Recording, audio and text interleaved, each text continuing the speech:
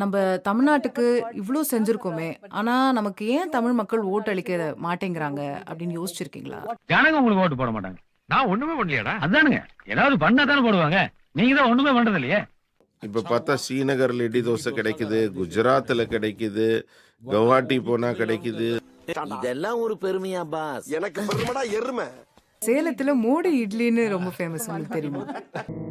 ஏய், என்னைய வச்சு ஒன்னும் காமெடி கிமெடி பண்ணலையே. சேச்சே, தமிழ்நாட்டு மக்கள் யாருக்கு வாக்கு போடுறாங்க அது என் பிரச்சனையே இல்ல. அப்புறம் என்ன நீங்க வந்த மக்கள் இன்னைக்கு என்ன எந்த இடத்துல வச்சிருக்காங்க? பொய் பொய் பொய் என்று ஒரு அடித்தளமே பொய்கள். அந்த பொய்கள் மீது மேலும் மேலும் பல பொய்களை கட்டமைத்து உருவாக்கப்பட்ட பிம்பம் எது என்று கேட்டீர்கள் என்றால் அதுதான் மோடி. அங்கேருந்து நான் அவங்களுக்கு என்னென்ன உதவிகள் செய்ய முடியும்? ஒண்ணே ஒண்ணு நீ செய்யலாம். சொல்லுங்கய்யா. இந்த நாட்டை விட்டே ஓடி போய் என்னங்கய்யா?